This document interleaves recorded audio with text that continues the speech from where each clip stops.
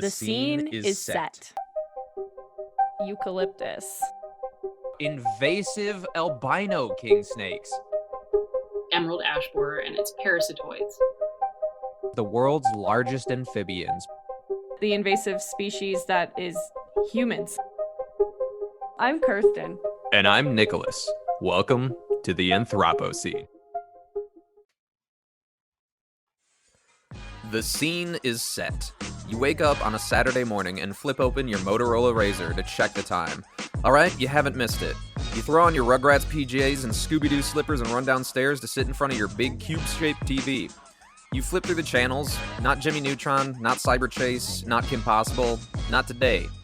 You finally hit the right channel just in time to catch the end of the most extreme. After a couple of commercials while your mom brings you in a plate of hash browns with a side of purple ketchup and a warm toaster strudel with brown icing from the hit motion picture Shrek, you finally hear the start of the new nature documentary accompanied by the silky smooth voice of David Attenborough.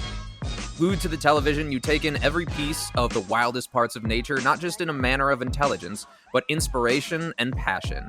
Years later, some of the information may fade, but the passion instilled from those images portrayed in these documentaries and television shows would fuel the desire to conserve the wilderness areas you and millions of others grew up watching. And hello, nerds! Today is a special episode, just like every episode of this podcast, because they're all special, just like each and every one of you. That's out of character for me. You're feeling good today, Nicholas. Yeah. I'm just feeling good and happy because whatever, why not? But today we're going to be taking a deep dive into documentary filmmaking and the time, dedication, knowledge, and intelligence that it takes to provide vital information and knowledge to a world that no longer prioritizes science and conservation. We'll look at the different types of hurdles and obstacles that filmmakers need to overcome and take a look behind the scenes at what creating incredible documentaries in a digital age requires. And of course, we can't do this alone because neither Kirsten or myself are a professional videographer or photographer. So it is my pleasure to introduce our guest of the day. So she is a documentary filmmaker based in Montana who works for a conservation organization filming and producing different documentary content. She also participates in freelance projects and is currently working on creating more incredible documentary content. So everyone, I'm pleased to introduce you to Jordan Hoffmaster. Hello. Hi. I'm super excited to be talking with you guys today. Heck yeah, we're super excited to have you here. I think a lot of time we have a lot of other ecologists or biologists and stuff on the show. And this is not necessarily outside a realm of our typical guests because obviously you have a heavy focus on conservation. But I do think that this is going to be I'm really excited for this episode because I think it's going to be fun and different from some of the other content we put out.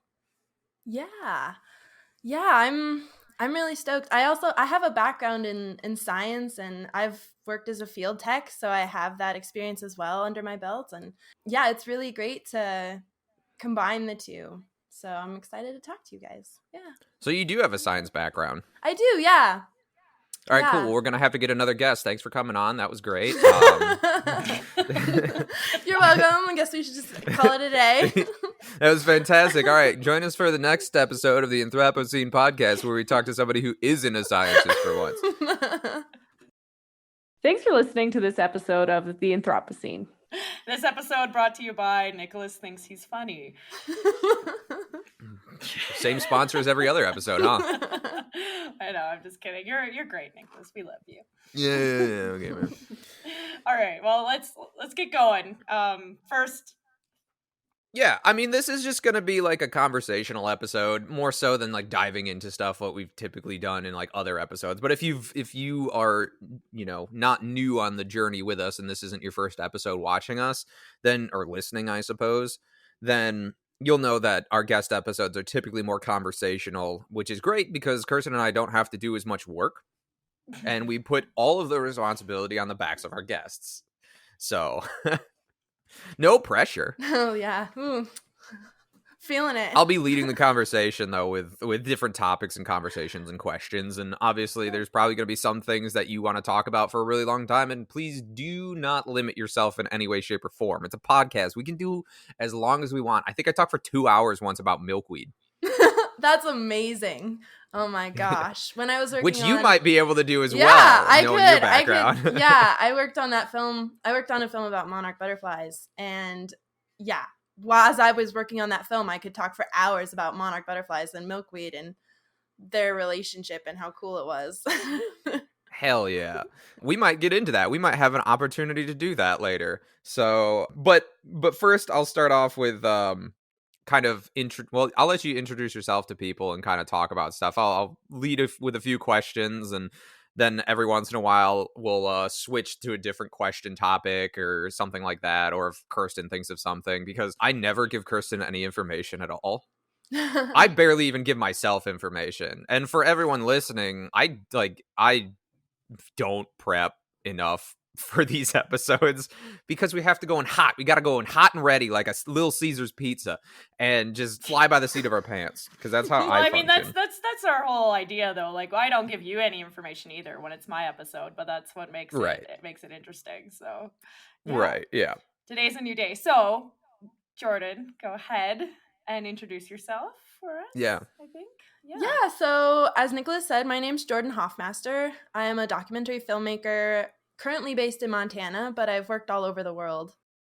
So would it be fair to say that you're an award-winning filmmaker? Yeah.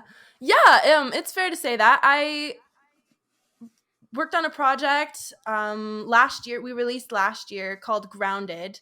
And that film has won like 3 awards. So I do qualify as an award-winning filmmaker at this point. Yeah. Hell yeah. I knew you weren't going to bring that up on your own, because you also I did get a little like biopic before, but it did not include the award-winning part, so I was like, well, I'll just set the stage for her to gloat a little bit, because you don't do that enough. So feel free I don't to, gloat naturally. It doesn't come to me naturally. Hey, to do confidence that, though. so. If you exude confidence though, we appreciate that. Okay, so I'm pretty sure I talked about this part, but I'll say it again anyway, and I'll edit it out later in post if I just repeat it a bit. But rather than outline a topic in the normal way that we do, where we explore the impacts from like a negative perspective, because a lot of times this podcast is just about negativity, because I have a dark worldview, we're going to kind of be exploring this episode from more of like a positive viewpoint about how documentaries make a positive impact on conservation and educational outreach. Of course, because I am a soulless, dark-hearted human, it won't be all unicorns and rainbows, but we will also be asking you kind of some heavier questions and getting down to the real world behind the camera. So, are you ready for that? I am so ready for that. Yeah, let's go. Okay, so first things first, you kind of already did introduce yourself, and you did say that your pronouns were she, her, but can you tell us like a little bit more background about who you are? You can talk about like your passions or experiences growing up that kind of fostered your current path, or people or things that influence you, or basically anything to give the audience a good idea of how to get where you are. And then after that, we can kind of explore more in depth where you are today. Okay. Yeah, I'm never in front of a camera or behind a microphone, so talking about myself doesn't come naturally. So yes, I will talk a little bit more about myself. I guess I'll just repeat what I said first and then go from there. I'll just build on that. So yeah, my name is Jordan Hoffmaster. I'm a documentary filmmaker, currently based in Missoula, Montana, but I've worked all over the world. I grew up in Laramie, Wyoming, so I come from a small town in a state that many people don't really even know about. What are we talking about small town here? What's a small town in Wyoming? It's like, well, actually, it's a big town in Wyoming. Okay, what's a small town? What's a small town though? Like, it's 30,000 with university students. What's your small town, Nicholas? I was born in a town of 400. Oh my gosh, yeah, okay. So that's not... My country ass. 30,000's the big city. Yeah. Yeah, I also went to high school, middle school in a town of 15,000 people. And before that, I lived in the Yukon outside of the big city that was 26,000 people. So Yeah. but compared to other places, it's small town. But That's why I ask. Yeah. Yeah, compared to now where I live, it felt small. And when I go back, it feels much smaller. It's just, I guess that's that hometown nostalgia makes it feel small. Mm-hmm. Yeah, I went to the university there because I got really killer scholarships. And I went for zoology. I knew I wanted to be a wildlife filmmaker. I'll start there. I knew I wanted to be a wildlife filmmaker, but since I was a teen, I went to see a documentary in theaters with my mom and my grandma when I was like 15. And at the end, they played these little behind the scenes clips during the credits. And at that point, I was already in love with nature. I loved being outside. I loved working outdoors and working with animals. And I saw those behind the scenes and watched those camera people doing their thing. And I was like, that's what I want to do. And so from that moment forward, I just did it. And I just started trying to figure out what I needed to do and what I needed to know to be able to be successful in that. And yeah, so I went to school and I got a degree in zoology with a minor in photography and film. And it really worked out. And I've been really lucky and encountered a lot of really awesome mentors throughout the years who've really helped me jumpstart my career and get to where I am today. So yeah, it's been pretty awesome ride so far. Hell yeah, that's what we like to hear. I feel like that's akin to like most people because I only ask like passionate people to be on the podcast. Like when I choose my guests, I'm assuming Kirsten, you're the same. But if like they're not passionate, then it's like, well, I don't want to listen to you. But like everybody's got that like passionate story, like, oh, it was when I was a kid. I fucking loved it and I always wanted to do it. And like, you know, like you can see when somebody's talking about it that it's just like this is what they were meant to do. And that's like the type of stuff that I like to listen to and like share with others. So love that. Love to hear that. I do have a question though, follow-up question for that. Do you remember what the documentary was? Yeah, it was Disney Nature's Bears. And I love that one. We went and saw it for Mother's Day, and it was Mother's Day. It was screening on Mother's Day because it's a film about mother bears raising cubs, and so it was really awesome. That's like one of the first like Disnature documentaries, I think. Yeah, and I have a lot of like reasons why I'm not a big fan of Disney Nature now that I know the process. But early on in like when I first started, I was like, wow, that's so cool. But, that's a lot of things though, right? Like the things you get exposed to and then you realize that like maybe not so much that specifically, but a lot of the things that inspire you are like sensationalism and like the way the footage is gotten is very like contradictory or communicated. It's very like, let's anthropomorphize every fucking animal and like that's all that type of stuff. Bugs me. Yeah.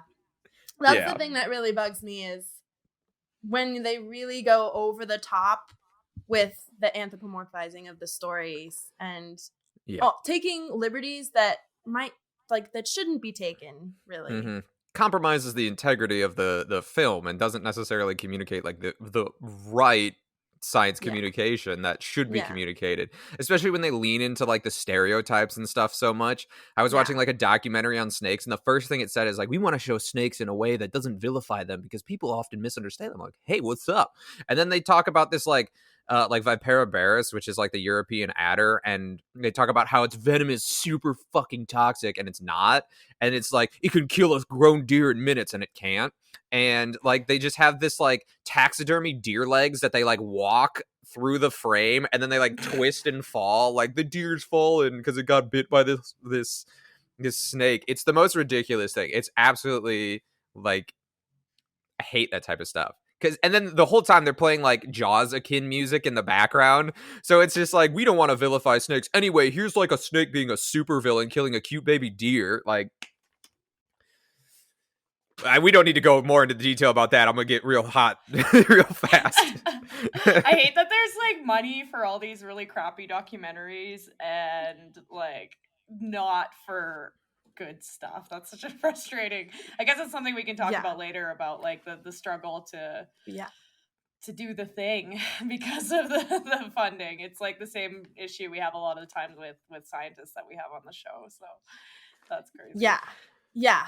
Oh man, I could rap about that for a while. Just the frustrations of like, projects. Keep that in the back. I'll of your keep it in. mind. I'll keep. Because I think there's gonna be I can't spoil it, but there's going to be time for discussion about certain things at the end where we'll have time to basically just like freeform stuff. But I'm gonna get the questions out of the way because I did reach out to a few people to see like what kind of questions would you ask a documentary / filmmaker, photographer, jack of all trades. So now next, basically, we just talked about your previous life and kind of how you got to where you're at today. But now we're going to talk a little bit more in depth about your current life. Well, we're not, you are, because I don't know what you're doing. I mean, for the most part, but you're wasting your time on this fucking podcast currently. But other than that, you can kind of explain what it is you do and like what your job entails. And you don't have to spare us any details because you just don't. I mean, I kind of explained that earlier. Boy, I'm put together today. Cool. So I kind of mentioned I'll give a little bit more background, just professional background, just so that I can kind of start rolling into what I do. Yeah, so a day in my life looks very different depending on the project, depending on what phase the project's in. It requires a lot of fighting with camera gear and trying to figure out a lot of troubleshooting. But if everything goes smoothly, it just requires going out in the woods and filming animals. So I spend a lot of time out in the field. Some projects, it's more field time than others. Some projects, it's more editing time than others. But once I have the footage that I need and done shooting, I will take that footage and I'll bring it back to my editing studio here and I'll toss it on my computer. And that's where to me, that's where the magic happens. I think every filmmaker has a different view on which stage they really engage with. But for me, I think it's in editing because that's where the story really comes in. I really enjoy the editing process and just being able to go through all the footage that I've shot and put the sequences together in a way that really makes sense. And you kind of have to go into the field with a little bit of an idea of, obviously with a lot of an idea of what you're going to need to shoot to make those sequences happen. But after I actually have it all shot and I'm in the editing room, that's where I really start to nerd out and get it. So hell yes. I agree with that. I like as an amateur photographer, not a videographer of any sort of degree, but like amateur, your photos are beautiful. I don't know what you're talking about. Oh. You're totally pro. You're totally pro. Quality wise, your photos subscribe are to totally our pro. Patreon. You can see me blushing like a small child right now. Kirsten is either completely expressionless or completely frozen. It's just in the most most uninterested expression I've ever seen. I was like, oh, she's really done with my shit today.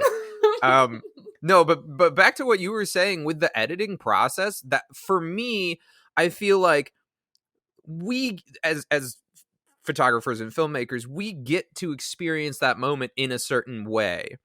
And we get to see the magic of it in a way that we get to choose how to communicate it so it replicates that in the way that we felt it. Because I think if like that's part of the process is like we're replicating those emotions that we felt during that so that other people can identify with that and then relate to the animals and the conservation or the subject matter or whatever it is a little bit more. Like for me, my edits tend to be a little bit more dramatic, and I tend to kind of, because the camera is never going to capture it in the way that that people think it is.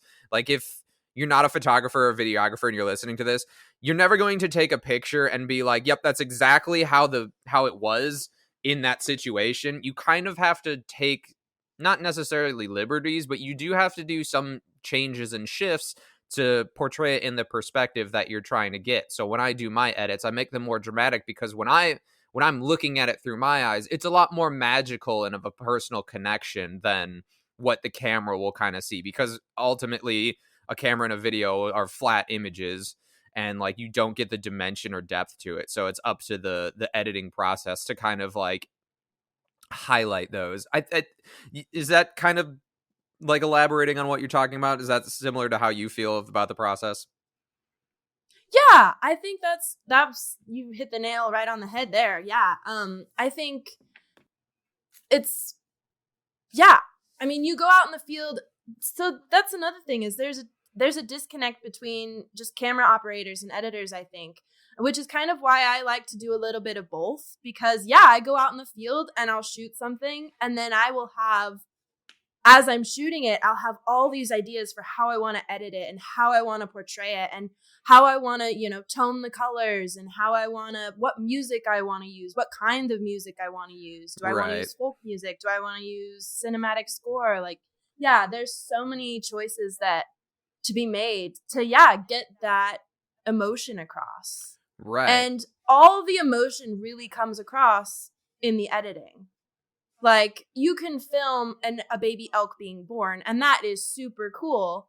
But if you're not editing it in a way that gets that, newborn life The mood beauty across, of it. it doesn't have the same impact. Totally. Yeah, You don't then quite get it's- the same story. Because you Yeah. can quickly go from the most beautiful scene that somebody's ever seen to just like a disgustingly gruesome afterbirth type situation with like just simple wrong music choice or the wrong angle. Totally. Because a lot of times, like, Yeah.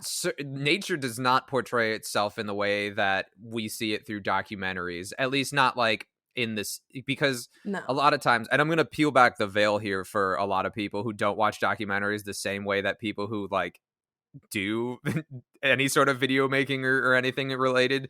No, but like if you're looking at it, there's many different angles of the situation. Like when it's showing natural behaviors for a lot of certain animals, it's very difficult to get those natural behaviors captured in a way that is completely translatable. So the multiple angles and stuff are actually just unrelated animals that are kind of doing the same behavior, but it's portrayed in a way to make it look like they're doing it. Sometimes when it's a predation event, if you know animals, you know that it's just a completely made up scenario that they're describing the behavior with, which isn't a bad thing. Like, I'm not trying to say like, oh, this fucking secret behind videographers that they don't want you to know, clickbait bullshit. No, it's just that it's very difficult to do that without actually interrupting and disturbing the animals. So it's done in a way that's the most respectful for the animals, but also in a way that properly communicates and illustrates the actual behavior or the topic at hand. At least good documentaries are made that way, in my opinion. Yeah, I agree. I agree with you. Yeah.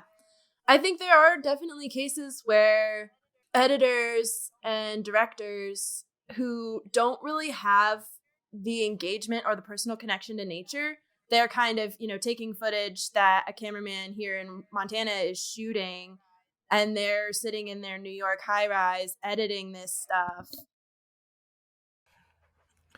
And we're back. Okay, so we are recording in 3 different time zones across 2 hemispheres right now, so there may be some technical difficulties in the audio, but most of it should have been salvageable. But we're going to just kind of retrace some stuff, which you won't know because I will edit to make it congruent. But if there's stuff missing and there's a random skip right about now, it's just because there was some technical difficulties. But that's to be expected with the internet.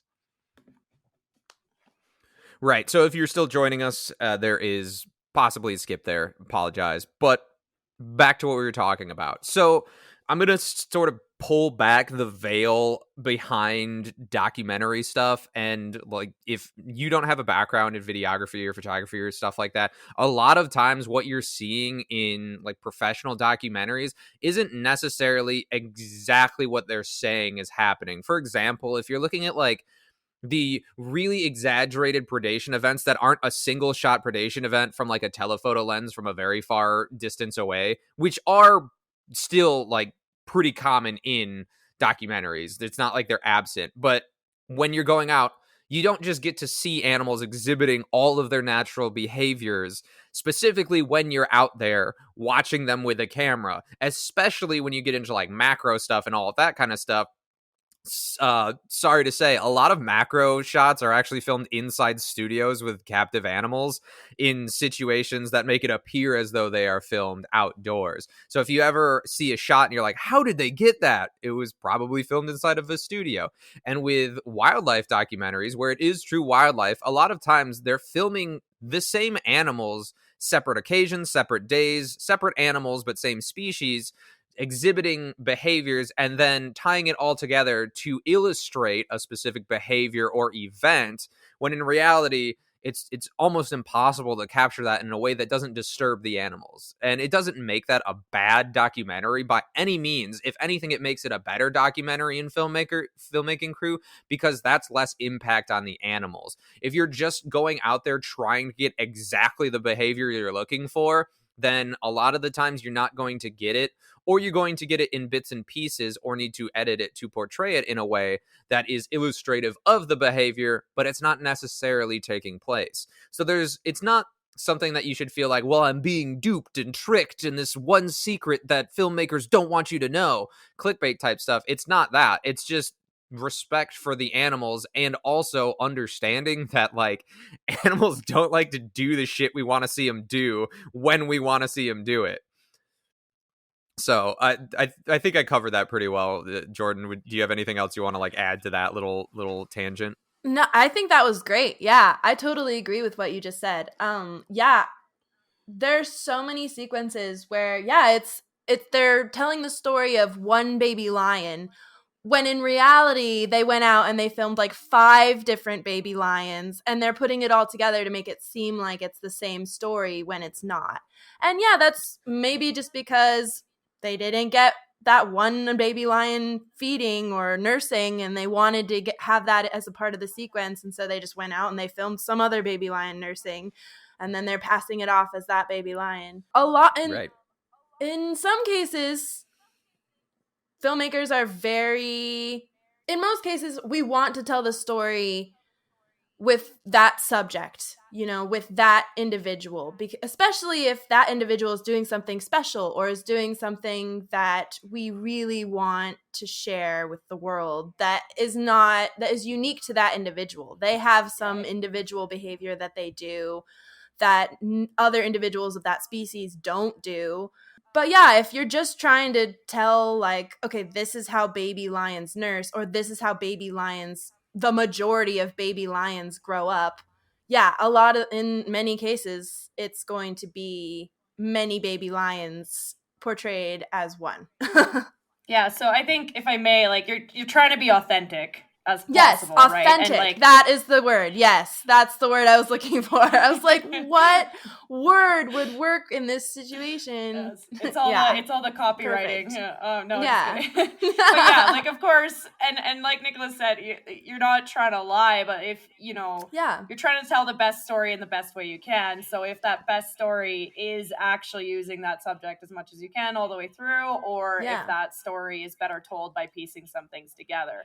Of course, there are documentary and companies that are crap and lie, but most of you guys are. There are so many of those. It's really sad. It's frustrating. Yeah, it's frustrating as a filmmaker who tries to be low impact. I mean, I try to be low impact. I try to be respectful of animals in all cases, even if it means, missing a shot or not getting the shot that you need. And I think many wildlife filmmakers are like that, and have that ethical. There's I constantly have debates about filmmaking ethics and the ethics behind, getting shots and making sure that you get shots, and when you shouldn't pursue shots, that, when you're risking the integrity of an animal, I think you should just, So I'm constantly getting into debates about that, but yeah. It's very frustrating. Name names. Call them out. Let's fucking put them on blast. Let's fucking right now. Let's just fuck them. No, we won't do that. But I mean, I can expand upon that too, at least in the realm of like photography. Like, oh boys, I'm about to throw myself under the bus right now. But like, fun fact, a lot of animals are incredibly cryptic and cannot be photographed in any meaningful sort of way by how you find them, or can be found in a way that's, photographable, I suppose. So I do pose like reptiles and amphibians and stuff. Not all of my shots are, but like, because if it's in a situation where it's like, okay, I can, be a creative photographer and get a good shot here, then sure. But a lot of times they don't give you that. They're cryptic animals. They want to hide and they don't want to be sitting out in a perfectly positioned area or whatever. But there's a compromise there insofar as like, I do get to expose people to these animals in a way that they normally wouldn't be able to see them, which can maybe get more appreciation for them. But to expand upon that, if the animal is clearly showing signs of stress or uncomfortability, I know that situation's already stressful for that animal. There's never a situation where if you're interacting with an animal, it's not stressed in some way. So if it's showing clear signs of stress, then I would rather let the animal just go and not get the shot. Like, it doesn't mean that much to me. Like, I would much rather the animal just go on about doing whatever it was doing. Right. I think it's good to say by pose, you mean like pull them out of the rock and like put them on a rock. You're not like freezing them or like putting them, that's sticks. There's no like glue or anything but there's there are those things out there. So yeah, by posing, like, you take them out from under the rock and put them on some moss or whatever, but you're not like tying them or making them cold or like just no. It's all about the safety of the animal. No, I know you know that, but that is a good point to make. Is that there are like the most viral like macro photography photos of animals are most of the time faked because it's like a snail with a frog riding it. Looks like it's got its hand up in the air and its mouth is open. And guess what? Amphibians only open their mouth when they're extremely stressed. Yeah. There's that one with and the they're glued onto it. beetle and the frog. I don't know if you guys have seen that one. Where it's like, yep. That one is circles a lot, but it usually gets quite politely shut down the first time because people are like, "Hey, fam, like, this is bad," because they don't. You don't want to like destroy the dreams of someone who's like, "That's kind of cool," and you're like, actually. Not. Yeah. Yeah, it's not how it works or whatever. And I do try to capture them in like a semi-natural, like it's not like I'm taking them out of their habitat or like where I specifically found them or whatever. It's supposed to be as low impact as possible. And also, like, a lot of people will do field guide shots as well, which does require moving the animal into a very specific position to get all of the identifying features, which has its own benefit. But you are probably stressing that animal out quite a bit to get it into the exact position that you need. And if you're trying to fill out a field guide, then it's like you don't have the luxury of saying like, well, I don't just wait for the next one, because you might be working with an incredibly rare animal. I don't like field guide shots myself. I think they're boring. Sorry for anyone listening. I'm sure that's going to get many angry DMs from the field guide people. I respect what you do, and I respect the importance of what you do. I just think it's boring from a purely artistic standpoint. That's my 2 cents on that. But there's a lot of stuff that I think people don't understand about photography and videography, which kind of leads us actually into our next question pretty good, because I'm a master of segues. But could you kind of give us like a little bit more behind the scenes information about what it's like to be a videographer and producer? Are there certain challenges that you see yourself having to deal with constantly, or because you're working with nature, is it a bit more of a constantly changing environment that keeps you on your toes to continuously face the shifting dynamics of nature itself? Yeah, I know it's a really long question.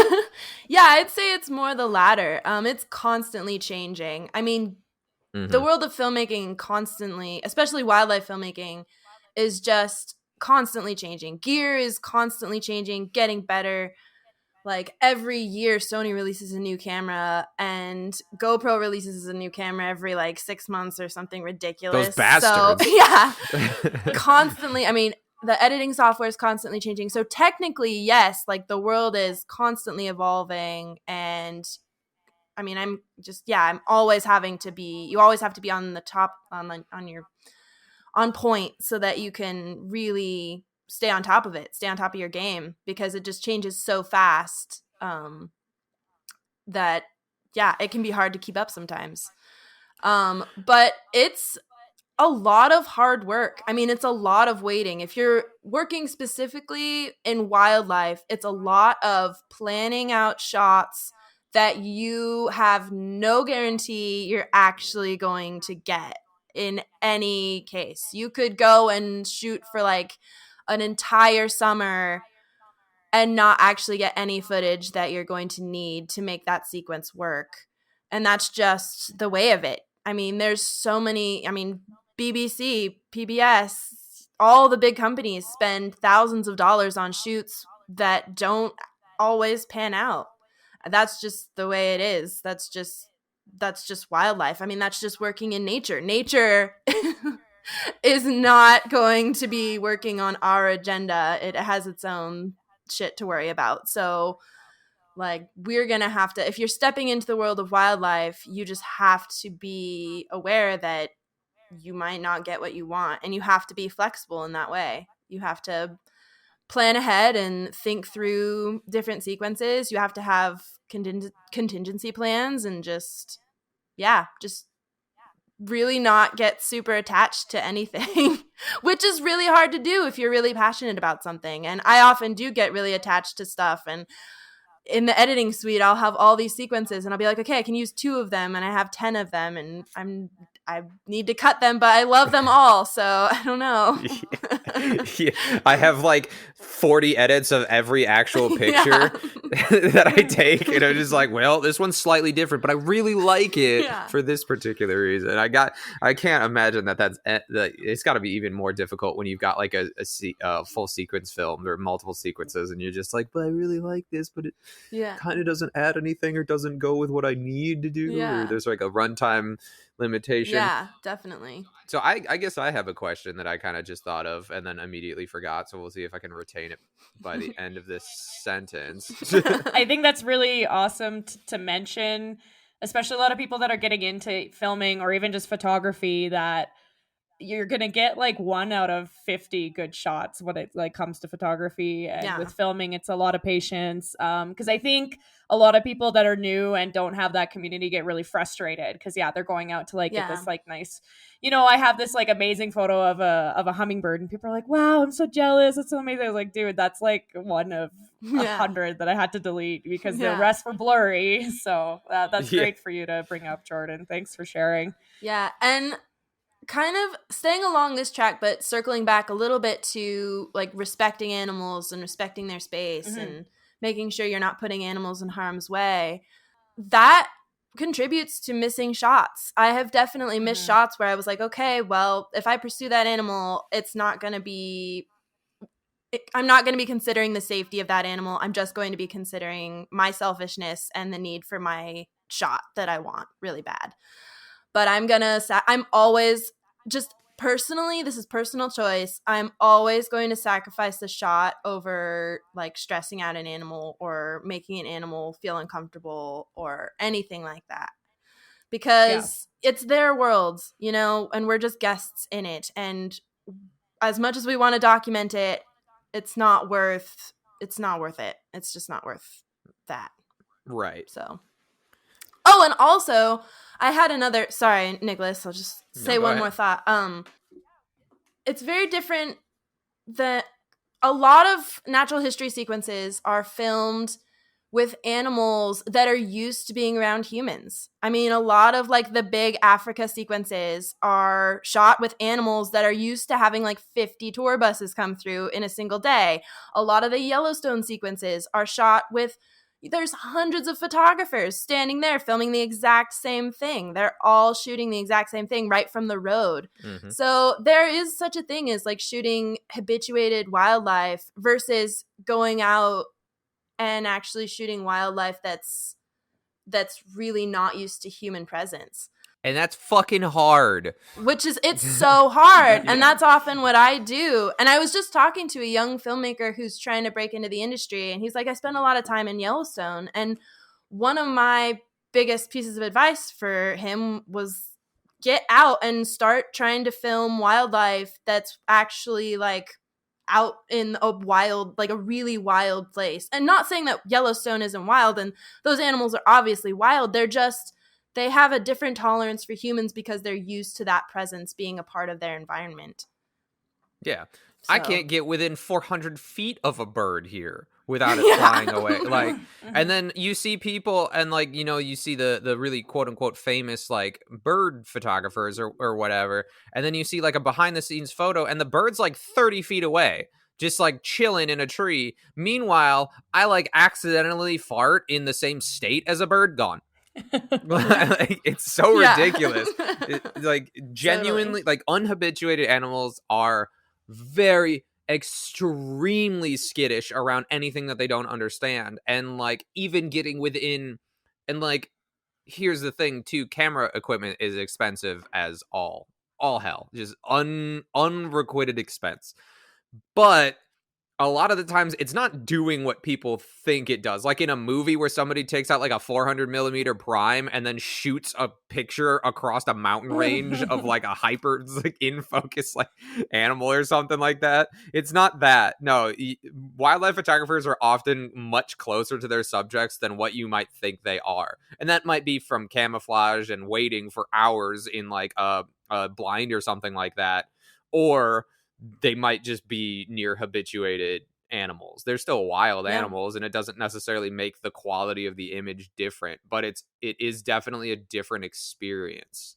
Like there's something to be said about people who go out and film actual animals in the wild, which reminded me, that was the question I was going to ask, was if you could kind of illustrate like how difficult, not just filming the animals, but finding them and like, like getting them to stay, not even stay, but like basically what sort of tactics and tools do you use to maintain your I guess your low impact / them not knowing that you're there?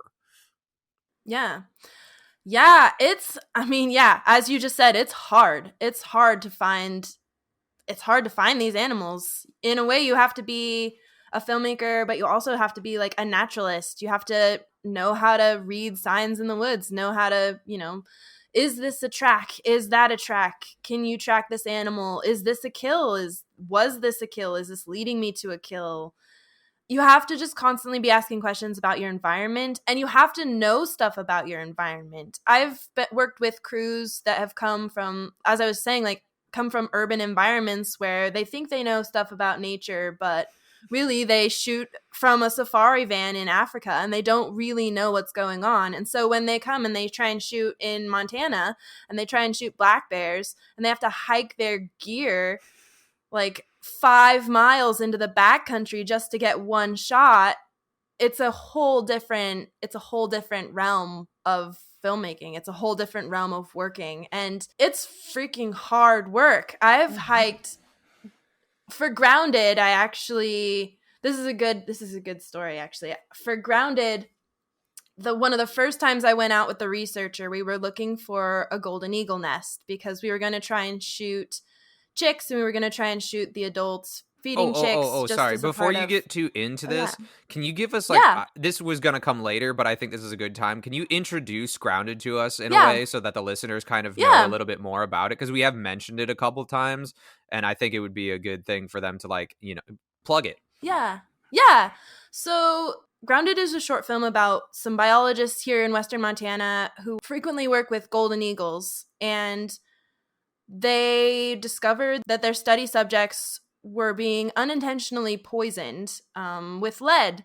So that kind of sets up the background. But they discovered that the lead is coming from bullets. So people are going out and they're hunting, and then that lead that's in the bullets, as soon as it hits a carcass, it expands and pollutes that entire carcass with lead fragments. And then golden eagles that are going and scavenging on those carcasses are being exposed to that lead. And so the film just kind of discusses that topic, and it follows those researchers. And it's really, the whole point of the film is really to just help those researchers kind of get their work out there, get that knowledge out there, and start trying to educate the public on a broader scale. So that's the background for Grounded. Right now it's currently on the festival circuit. I think it'll be available for public viewing probably later this year, maybe even in just a few months. I'm not sure yet. But yeah, it's won a couple of awards, and it's really doing the job that it was intended to do. It's getting that word out there for those researchers. So I'm really excited because that was the whole point of that film. So I'm excited that it's doing its job. Heck yeah. Round of applause. Yeah. There's only 2 of us able to clap, but I'll put more applause in post.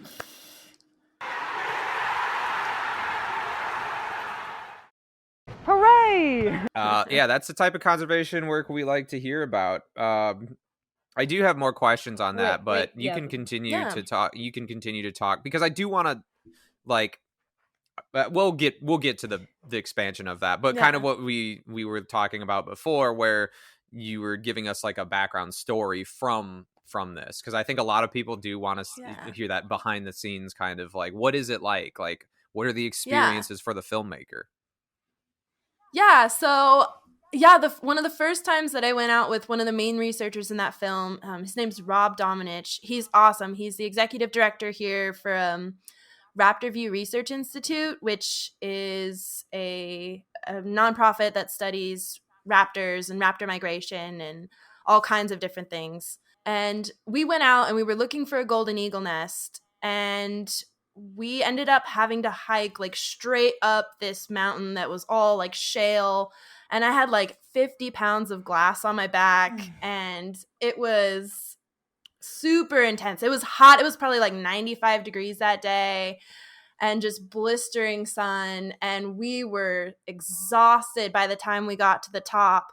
And when we got to the top, there was an eagle nest. We did find a nest, and it was active. It had a chick in it, but we were obviously disturbing the adult when we got there, and it wasn't comfortable with our presence, and we couldn't really find a good spot to scope it out, and the whole situation was just kind of sketchy. So we were like, okay, let's turn around. Let's go home. We're not gonna film this nest, because that adult is not going to, it's going to stress the adult to the point where it's not going to be a healthy situation for the chicks. It's not going to be a healthy situation for the adult.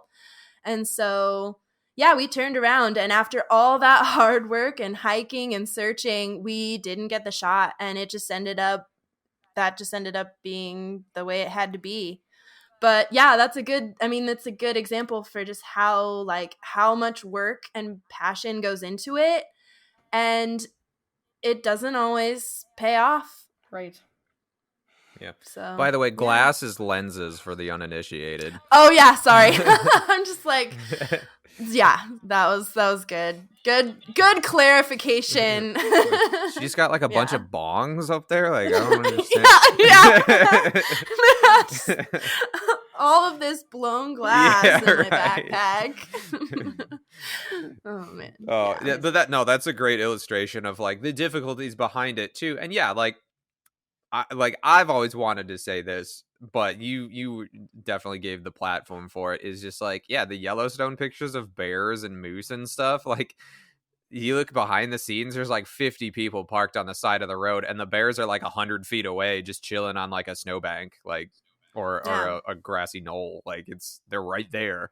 It's not like some people are hiking like deep into like wilderness areas in Yellowstone and all that kind of stuff. I'm not trying to like call anybody out here or anything in particular. I'm just saying that like there's different stories behind different photos, and most of the time like nobody's going to take the time or the effort to, one, read the stories behind that, or two, just tell them, because it's like the photos or the video is kind of speaking for itself in some certain way. So yeah, it's just like it's a thing to just keep in your mind, I suppose. So moving on, this is probably my favorite question, but I know that most of my friends and colleagues in the nature world would say that they were heavily influenced by nature documentaries when they were younger.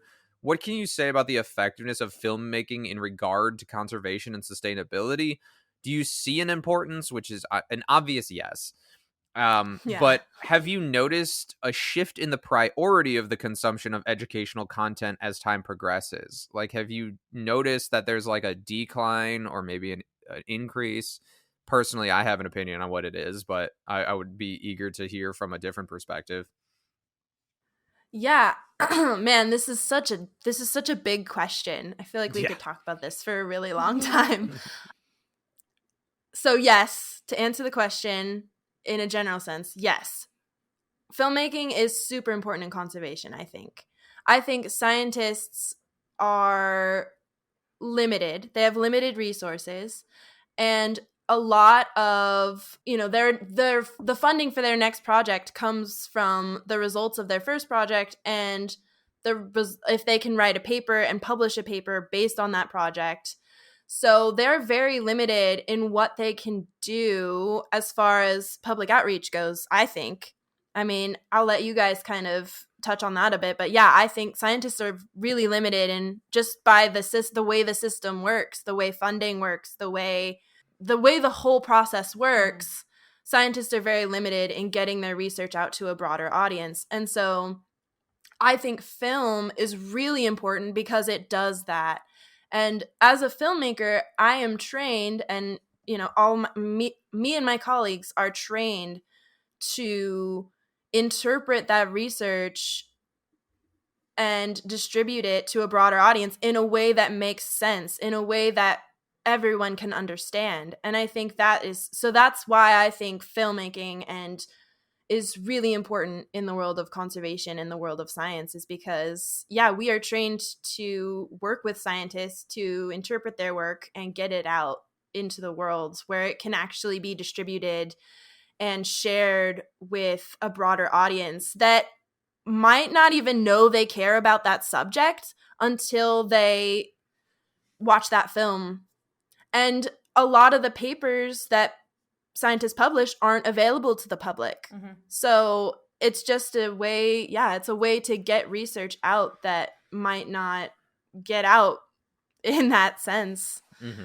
Yeah. A lot of science is kind of gatekeeping, I think. Not intentionally by the scientists themselves usually, but like institutions and stuff like that do gatekeep a lot of science. And there are definitely, like it goes without saying, there are a lot of very poor scientists who, one, gatekeep it, and two, don't want to communicate their science to people because they believe that anybody who doesn't fundamentally understand it in the same way that they do is not worthy of learning about that information, which is crass and stupid.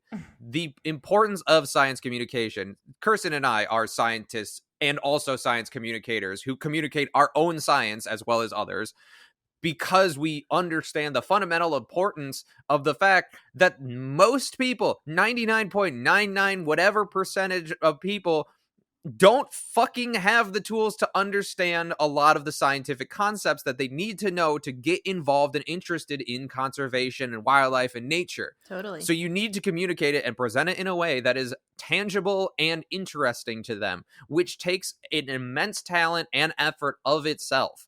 Because I have to put, and Kirsten as well, has to put so much extra effort into communicating and understanding our topics of communication, because if we don't have a holistic understanding of it, then we can't communicate it at multiple levels to different people based on their background knowledge, and therefore it's not as effective as it could be.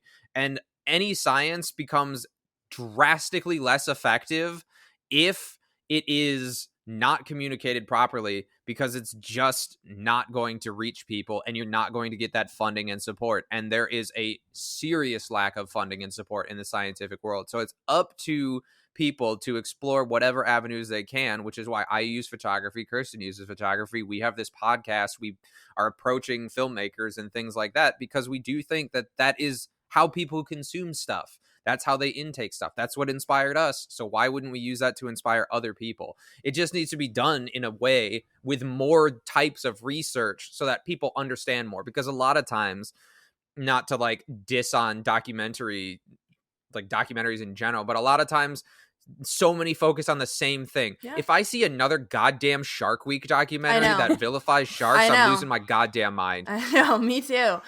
Yeah. And it all comes down to resources too. Mm-hmm. I mean, that's the thing. Time and money. Like, I mean, there are obviously people that like just can't be bothered, like Nicholas said, to share, but I think like a lot of scientists that do actually work on the comms of their own stuff, like you're putting in, that's your Saturday mornings or whatever else that you have to like make these extra reels and these fun things. And I mean, it's great if you're, you know, in a good PhD position or something, gives you a little bit more money to do that. And then I think the other problem is just some people aren't that great at communicating, and some people just need the training, and some people never will be, and that's okay. Like, not everyone has to be a good communicator. So yeah, this is where the third party steps in, and like you, Jordan, where yes, let me amend my previous statement slightly, because I don't want people to think that I'm saying if you can't communicate science to a wide range of people, you're not a good science communicator or not a good scientist. I'm just saying that it does take a fundamental understanding of things and a willingness to communicate science effectively. So if you can't do that, you're not obligated to do that. I'm talking about people who specifically don't do that because they find themselves to be better than people who, quote unquote, know less about them, about that particular subject. I don't want people to like listen to this and be like, oh shit, well, I'm not a good public speaker, or I don't make Instagram reels, you know, so that means I'm not a good science communicator. That is absolutely not what I'm saying. If you communicate science effectively to one person, you're a good science communicator. All you got to do is understand the subject. Just talk to your family about it or friends. Like, even those little impacts can go a really long way.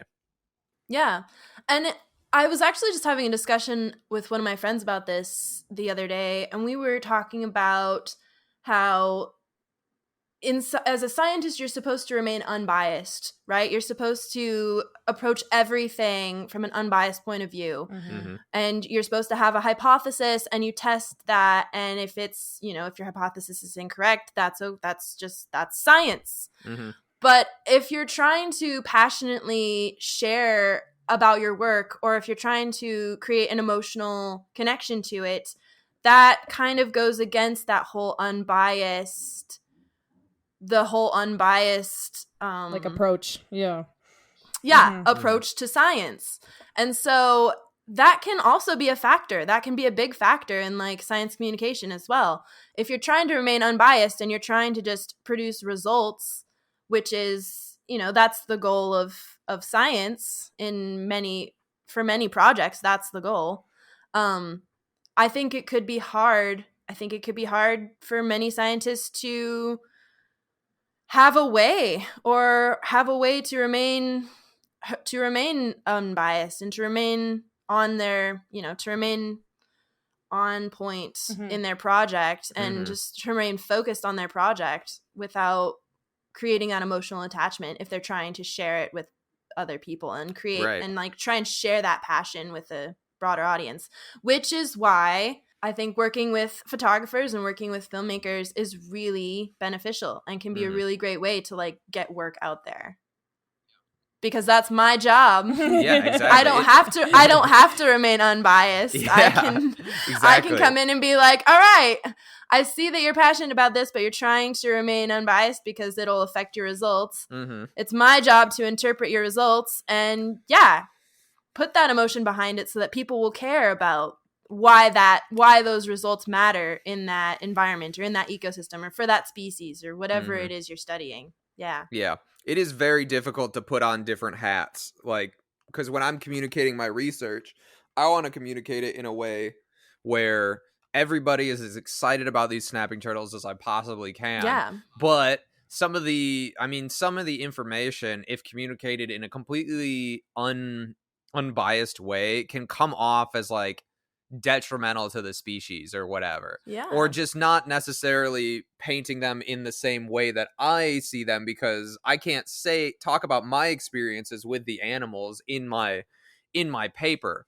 But that is an important part of science. But that's when you're communicating it to scientists and other people in order to gain funding or gain more conservation, statuses for animals or areas, whatever you're doing that science for. That makes sense. It should be that way.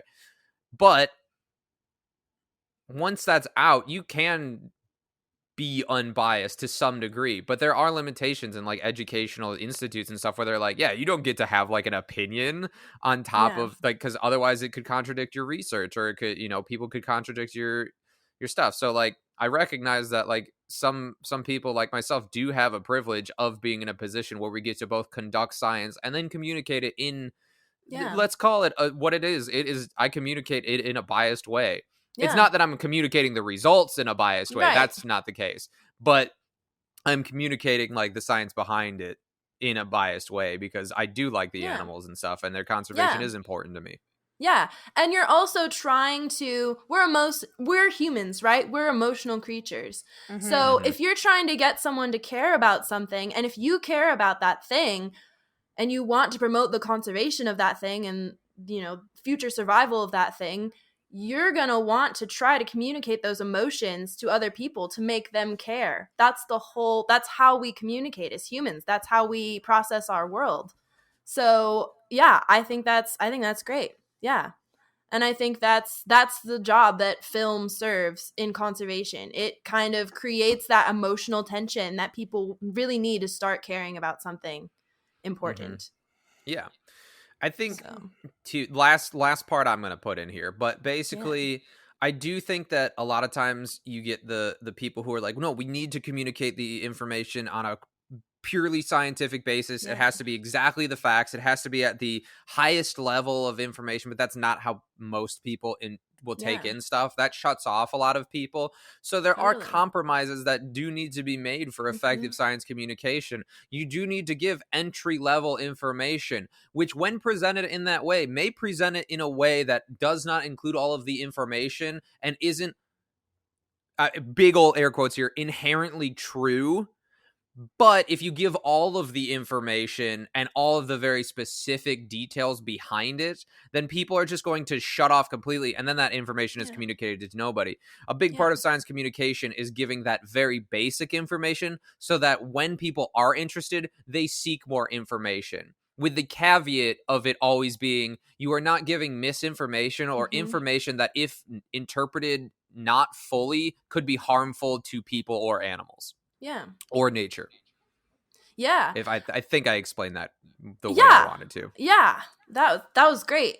I think the majority of people just in the United States aren't going to sit down and read a scientific paper. That's just that's just facts. Like, and if they do, and if they do, they're not going to understand what it's saying. They're not going to be able to like trudge through the methods of a scientific paper and understand any of that. I Googled half the fucking terms in the papers I have to cite for my research.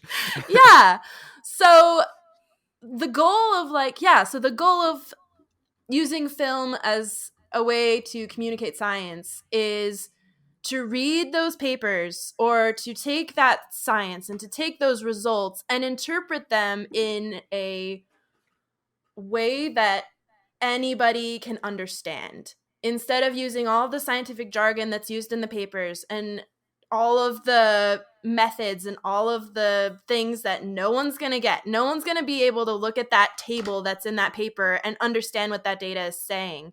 So it's our job to make that understandable and then also just add emotional punch to make people care. Storytelling, yeah, exactly. Like totally. Because you have to... Go ahead. Oh, you can go. Oh, okay. I was going to say, we as humans, also storytelling is in our nature. So, I mean, we've told stories since we came out of the caves, whatever. Like, we are storytellers by nature. That's how we interpret our world. That's how we share our experiences. And that's how we share our different perspectives of the world, is through stories. And so if you can take those hard facts that scientist has worked really hard to produce, and you can turn them into a story that people actually want to listen to or want to watch, then it's a really effective way of communicating that science, for sure. Absolutely. That was exactly what I was going to say, is just... Perfect. What you said. Done. We don't need to, we can move on now, because otherwise we're going to be here forever. Because documentaries are science communication, and that's something that we're very passionate about. Many documentaries. Some aren't, though. I mean, some are just... That's very true, yeah. Yeah, I mean, it goes back to what we were just talking about at the beginning. Like, some documentaries aren't really communicating what they should be, which really frustrates me. A lot of the big budget films in the world of documentary are not actually communicating what they should be communicating about the conservation of the subjects that they're telling the stories about. So, and that's a very frustrating thing about working in the field as well. So, yeah. Right, yeah. I definitely have a different perspective when I watch documentaries nowadays. One, I go, why not me? Why can't I be the person filming that?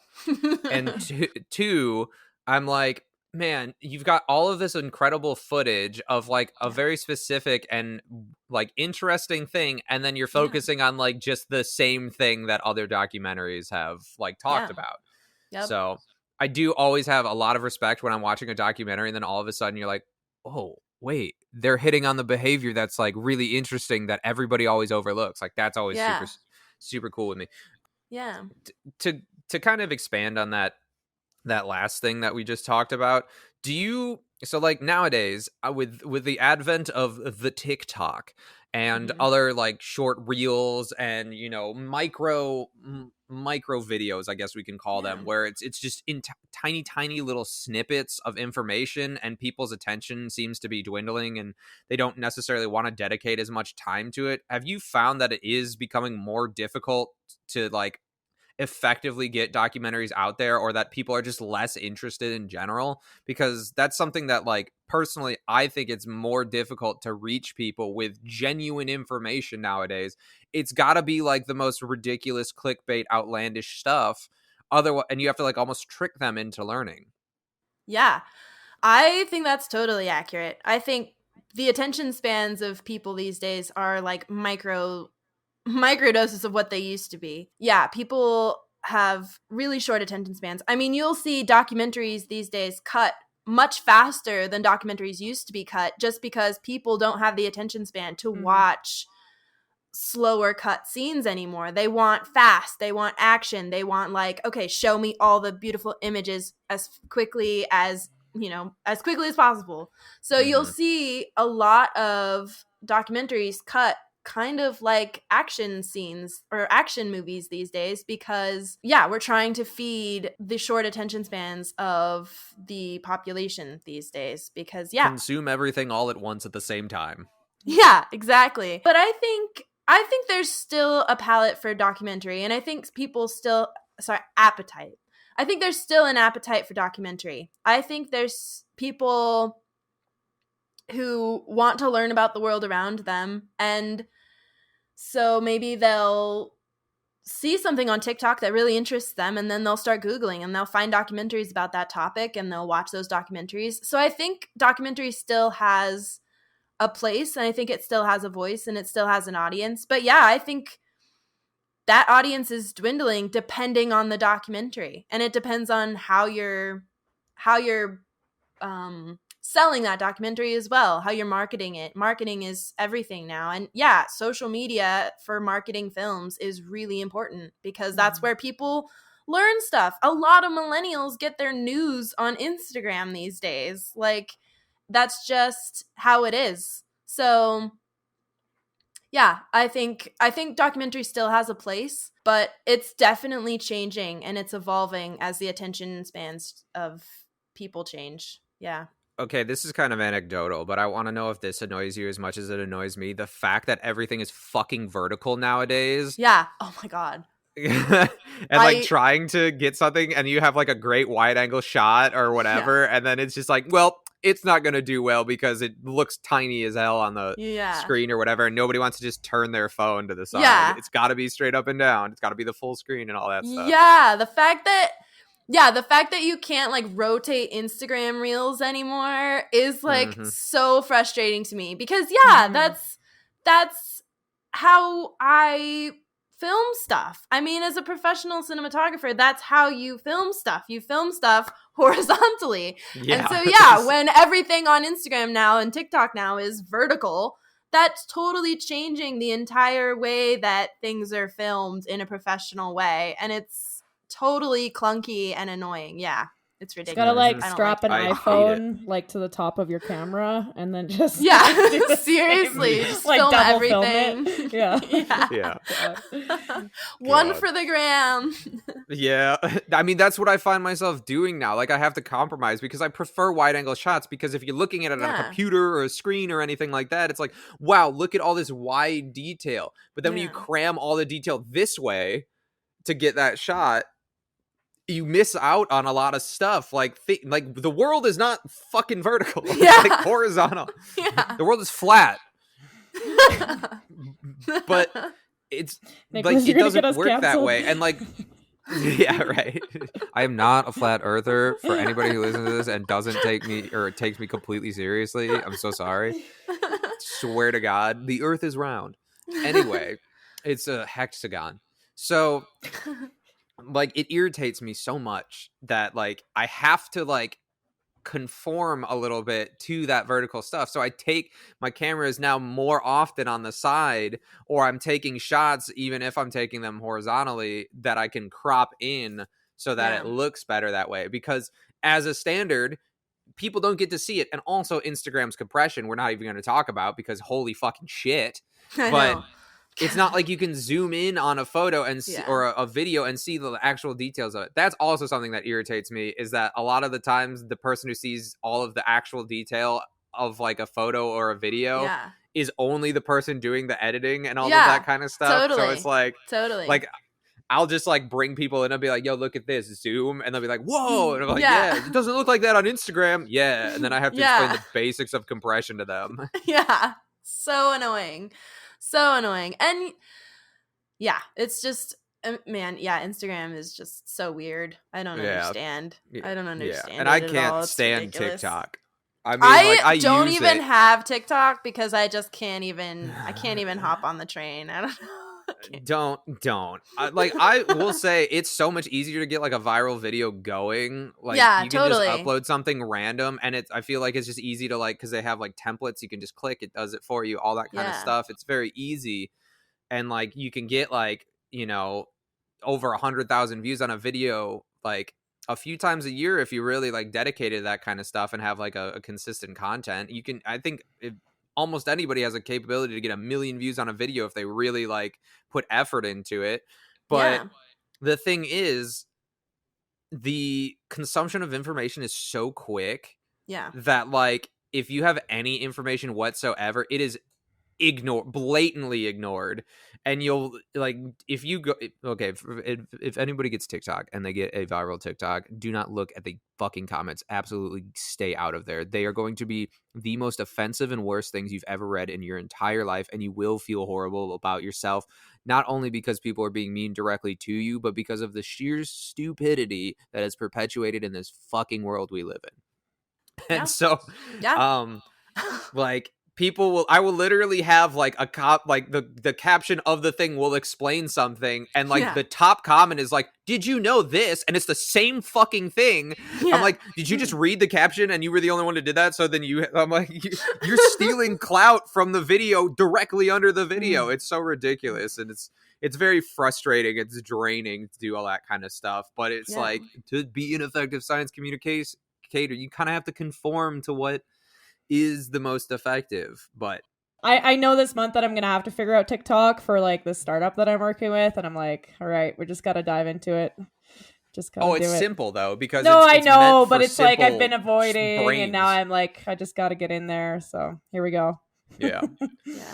And the whole vertical like thing, the whole horizontal to vertical, like if you're filming something horizontal or you take a horizontal image, it totally changes the composition of that image. And like a lot of the power in an image is composition. So it's ridiculous. Yeah, it's totally ridiculous. Yeah. Yep. I could go on for that for an hour. I could too. Okay, so I think we can wrap this up with basically just one more question. Okay.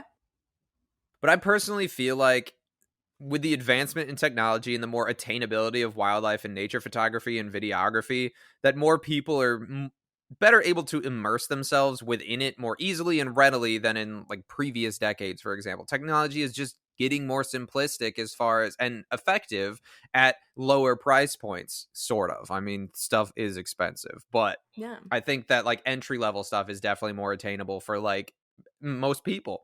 Definitely. So do you have any advice for anybody looking to get into the field or struggling to figure out what equipment to buy or just where to start in general? And also, fair warning, I'm probably going to chime in a lot too, because I always have advice for people looking to get into that kind of stuff. But I do want to hear from you, like, and I'm sure many people listening who are intimidated by videography, photography, whatever, are like, I don't even know where to begin. Like, do I have to do this? Like, what should I do? What's the best way? All that, et cetera, et cetera.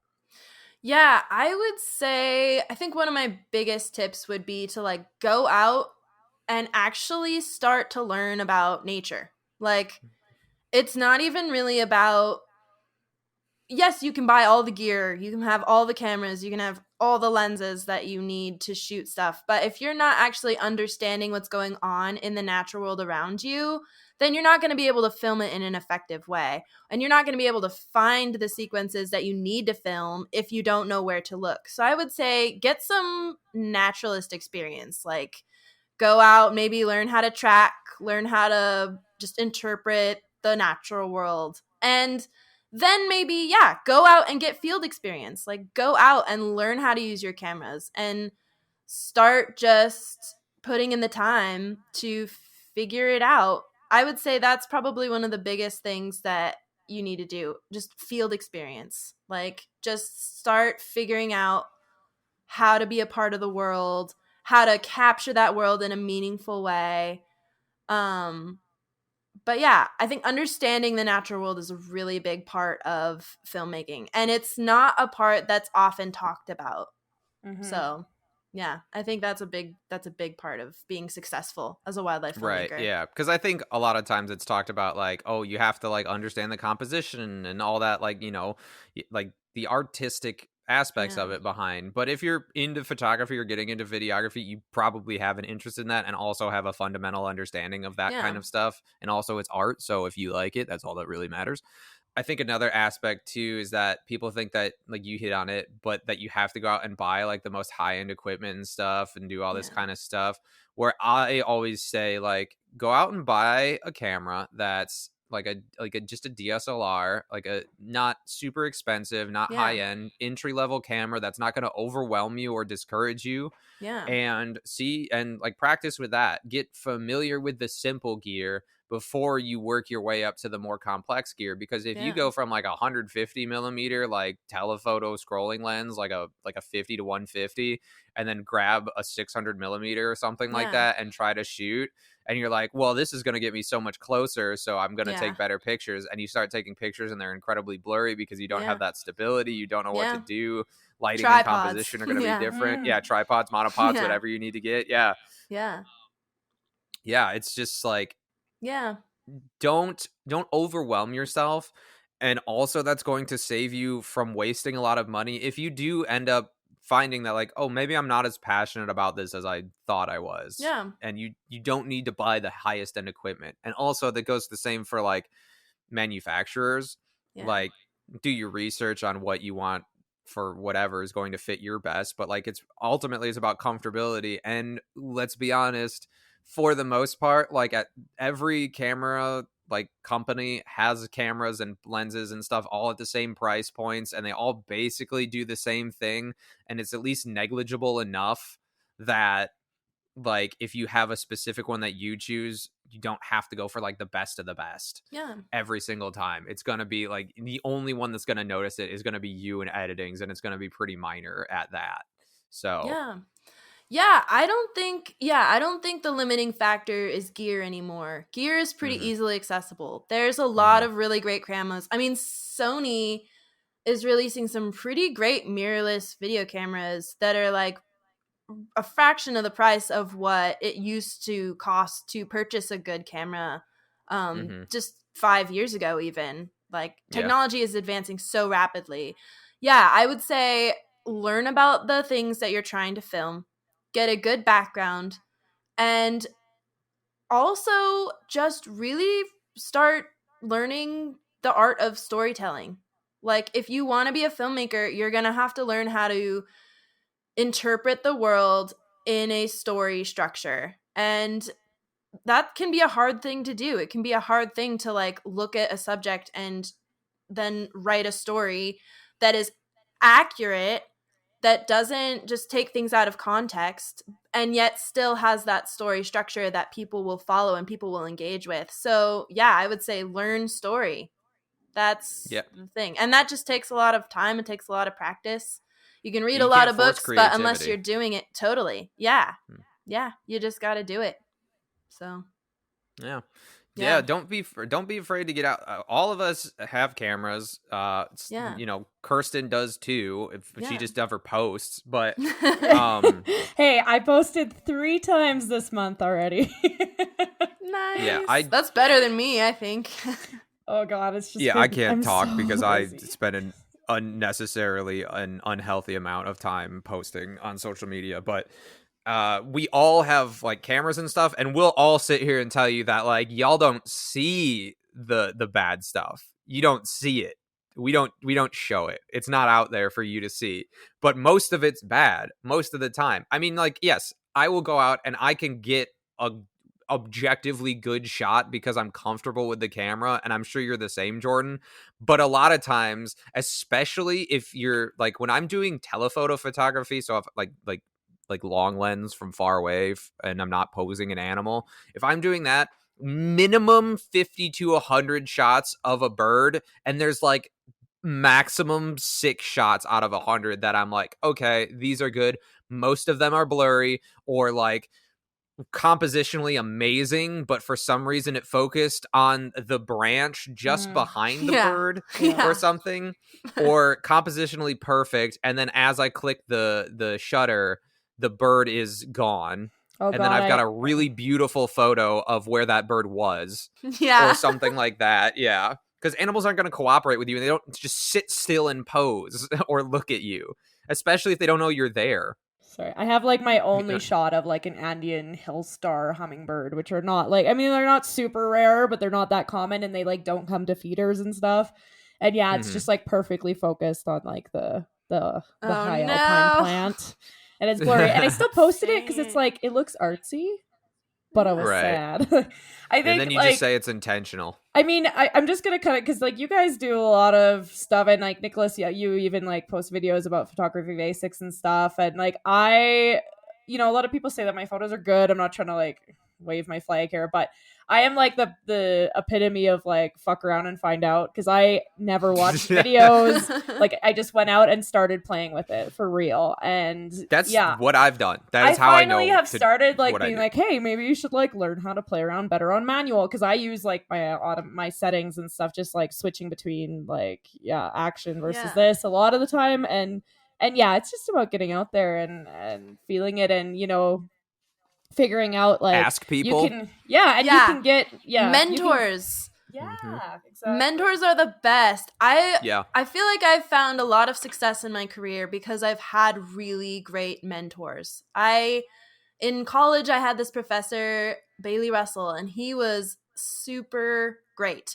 I mean, he was tough, but it made me really open to critique. And now like I know a lot of artists who are like, they get very defensive of their work if you critique it. But me, I'm very open to critique. I'm very open to collaboration. And like, if you don't like my work, I would like to know why, so that I can either agree or disagree with you. And because you're wrong. Yeah. And here's why. Let me explain. I've gotten to work with an amazing producer, Joe Pontecorvo. I worked on Grounded with him and Westward Wings, which was that butterfly film that I talked about at the beginning. Yeah, he's amazing, and he really helped jumpstart my career. And just building those friendships, having those connections is extremely important. So that would be another tip that I have. Just reach out to people. If you know of a filmmaker, or if you're like just moving to a city because you want to be a filmmaker and you want to get into the industry, maybe look up other filmmakers that are there. Look at their websites.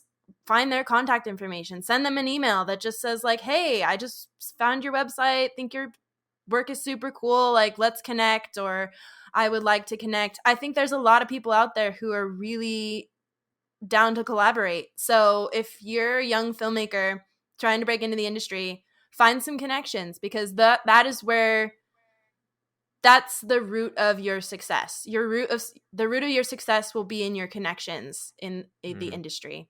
So yeah. Yep. Absolutely network. Always definitely. Network. Yep, for sure. Okay. Well, I honestly think that's our episode. I had some other stuff that I think we could have done, but for the most part, I think that I like where it's at now. I was going to like blindside you with making you talk about conservation topics, and then blindside Kirsten and myself with complete like unprepared opinions about the conservation topics. But if anything, we might just have you on for another episode, and we'll do that in a different episode. And we maybe talk a little bit more specifically about some of the projects you've worked on. But I think if we wrap it up here, I think it really encompasses like the ideas behind like who you are, but also like the practical things behind wildlife photography or nature photography and videography and documentary making and all of that kind of stuff. And I think that if we separate that from the actual experiences you've had, and maybe we do another episode about that in the future, stay tuned for Jordan Part 2. If she doesn't then ghost us. We can kind of like, yeah, right. She's like, yeah, I'm blocking you after this. Anyway, so for our listeners, if you followed us through Jordan, feel free to check out any of our other episodes. They're not all guest episodes, and they tend to talk more about invasive species and human impacts and things like that. But feel free to follow us. And if you are one of our returning listeners, Jordan, do you have any social media or business plugs you'd like to shout out? Say hi to anyone who may be listening. Thank anybody. Yeah, so I'm on Instagram. It's just my name, at Jordan Hoffmaster. No punctuation or anything, just one word, no caps. I also have a website, which is the same. It's just jordanhoffmaster.com. And I have pages for all my projects and everything. So if you want to learn about what I've done and what I'm doing, that's a good place to just kind of check out what some of my work, some of my photos and trailers for films and stuff are on there. Yeah, I guess I just maybe thank all the people that have brought me to this place and all the people that I will continue to work with over the next few years, and all of the characters who have allowed me to tell their stories. I think that's awesome, and I'm constantly grateful to be able to meet really cool people and just kind of be a part of their lives for a couple years. I think that's one of my favorite parts about being a filmmaker, is just meeting neat, interesting people. But yeah, I think that's all my stuff. I don't really have any other business outlets at the moment. It's just kind of Instagram and websites and stuff. But yeah, if you're a scientist and you're interested in getting your work out there, feel free to reach out. I always love hearing from people. So, and I'm always interested in collaborating and working with people. So right on. Perfect. Yeah. We will have all the links in the show notes for people to check out as well, but you're easy to find, so that's helpful. And we are thankful for you for joining us and putting up with our technical difficulties and having a good time. So yeah, it's been really fun. You guys are awesome. Continue doing this podcast and all of your awesome work. You guys are doing some pretty cool stuff, seems like. So yeah. Thank you. Yeah, thank you. Thanks for having me on. Yeah, thanks for being a part of this. And thank you, everyone, so much for listening. We'll be back soon with our next episode when Kirsten and I take on the most difficult and controversial topic we have ever taken on, which is, of course, what will we do for the next episode of this podcast? We'll see you next time. Bye. Bye. Thanks for listening to this episode of The Anthropocene. Be sure to follow us on all social media and feel free to reach out to us with any comments, corrections, or suggestions for future episodes or species you'd like to see us cover.